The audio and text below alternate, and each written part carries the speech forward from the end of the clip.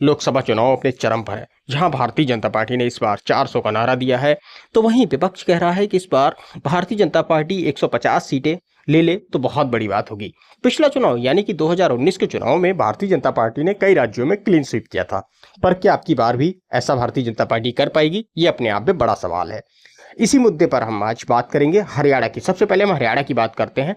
हरियाणा वो राज्य जहां पर पिछली बार भारतीय जनता पार्टी ने क्लीन स्वीप किया था, पर क्या हरियाणा इसमें इस बार clean sweep Bharatiya Janata party कर पाएगी, नहीं कर पाएगी, ये अपने आप में एक बड़ा सवाल है, दिलचस्प सवाल है।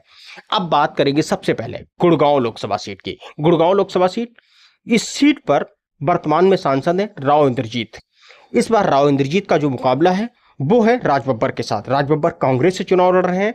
इंद्रजीत राव जो है वो लगातार गुड़गांव से तीसरी बार सांसद हैं।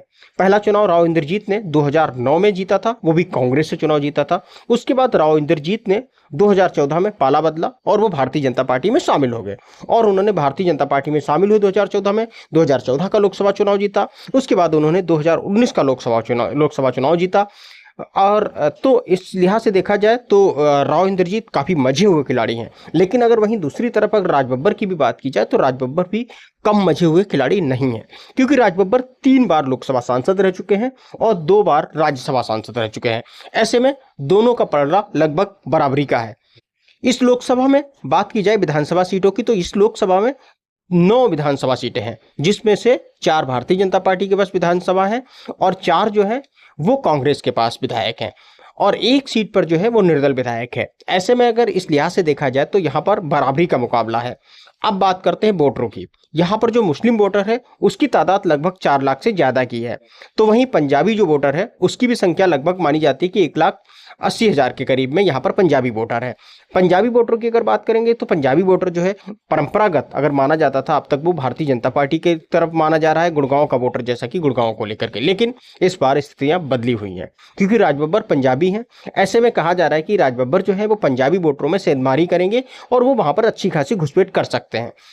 उधर अगर राव इंद्रजीत की बात करेंगे तो राव इंद्रजीत जो है वो यादव हैं। ऐसे में और जो यहाँ पर जो गुड़गांव लोकसभा सीट है उसमें जो यादवों की संख्या है लगभग वो 2 लाख के बराबर है।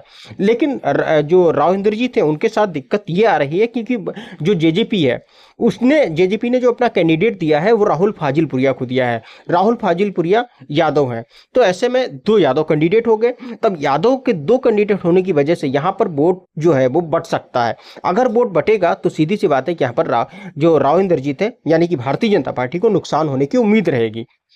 और ये जो है ये बातें जो है कहीं ना कहीं भारतीय जनता पार्टी के लिए खतरे का संकेत है।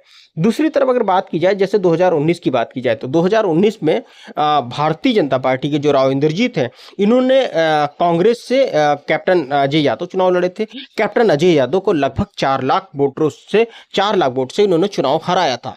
इस बार अगर देखा जाए तो इस बार काफ़ी टफ फाइट है, क्योंकि जिस तरीके से जो राजनीतिक समीकरण है और चाहे जो लोगों के अंदर जो गुस्सा है, इस बार अगर देखेंगे तो हरियाणा के अंदर अग्निवीर योजना को लेकर के अच्छा खासा युवाओं में आक्रोश है। उधर जो है दूसरी तरफ अगर देखा जाए तो इस बार जो हरियाणा के अंदर जाट भी भारतीय जनता पार्टी से नाराज है, और गुड़गांव की लोकसभा सीट पर जाट भी अच्छा खासा जाटों की संख्या ठीक ठाक है। ऐसे में देखना दिलचस्प